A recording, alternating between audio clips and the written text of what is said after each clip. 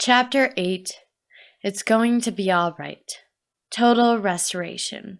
The next day when I woke up, I was totally restored. Something had changed me. I was no longer defeated. Yes, I was still sad about what had happened, but I had an inexplicable joy and a smile on my face. When visitors came ready to console me, I was cracking jokes and laughing with them. I'm sure they must have thought it's she had totally lost it, or this is a miracle. It was indeed a miracle. God took away my sorrow and gave me his peace instead. Full breast, but no baby. They discharged me from the hospital the next day. The following days were hard, but I drew strength from the Lord to keep on. My breasts became full, but no baby to breastfeed. They hurt a lot, and I constantly wet my clothes. It was so frustrating to see how my body didn't understand that there was no need to produce milk, that it was a waste of time. Eventually, my breast dried up, and that eased the pain. The changes in my body reminded me of my loss. I kept dreaming that she was alive and there with me. Sometimes I could swear she was still inside my womb moving. There were days when I cried myself to sleep. Baby's burial. Finally, the moment came when I had to once again see my baby and place her in a little coffin for burial. I could not get myself to dress her up. My mother, who was there by my side, helped me with this task. We placed all her little toys and items in the coffin and headed to say our last goodbye. During the burial service, I felt peace. Something inside of me was different. Somehow I could say, "It is well." I was well over the idea of getting pregnant or having any kids at all. I was convinced that it was definitely not part of God's plan for me. In addition, I made sure my husband was aware of this. I told him I would not go through this ever again. No more treatments, no more medications or injections, no more pregnancy. Keeping my mind distracted. In the following weeks, I distracted my mind by doing different activities and avoided any thoughts about what had happened. I buried it all and was ready to embrace whatever destiny had for me.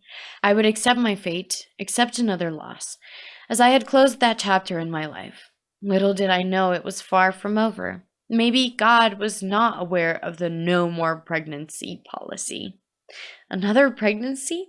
On November 25th, 2011, 5 months after losing my premature baby, I found out I was once again pregnant. I did not undergo any treatment. I was not trying, and there were no doctors involved. I just woke up one morning, like at 3 a.m., craving a very strange mix of rice, tomatoes, and vinegar. Since I could not treat myself to such delicacy, I just ate some bread, which I immediately threw up.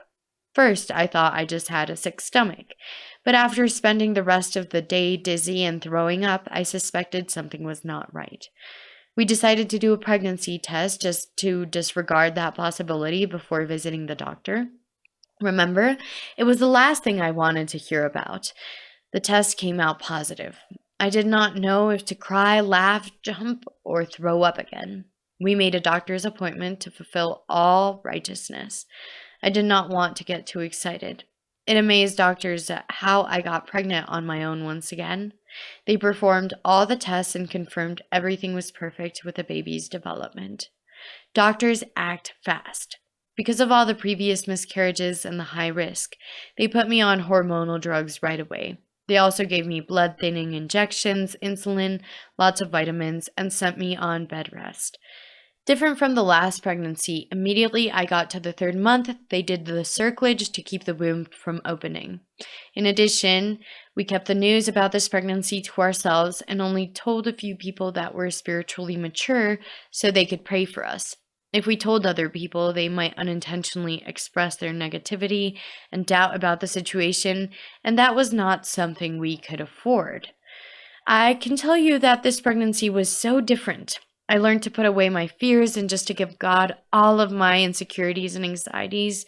We prayed and declared over the baby day and night and cast out any negative thoughts that came against his word and his promise towards us. It's going to be a girl. Although I was bedridden, I enjoyed my baby a lot.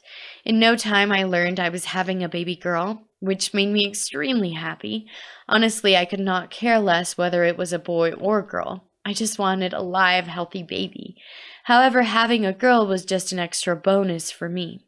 I used to sing to her and amaze myself daily, feeling her moving inside of me. Her dad will talk to her every night. It will seem like she could recognize his voice, his command, and she would move and kick harder than usual as she heard him, moving closer to the hospital. In the 6th month, we moved to the city until the delivery date. This is because we lived on the outskirts of the city, far from the hospital we were planning to have the baby. We could not risk not being able to get to the hospital on time for labor. Also, because of all the previous events, the doctors matured the baby's lungs early. By this time, things were safe, and I was allowed to move around a bit free. Unplanned arrival. At week 34, I got a doctor's appointment scheduled. Things were going so well that my husband and I had planned to visit the baby products trade fair and buy some baby items. We had to cancel that though. There was no time.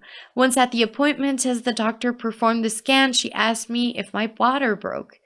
The baby's amniotic fluid level was very low. And guess what? She needed to come out that very day.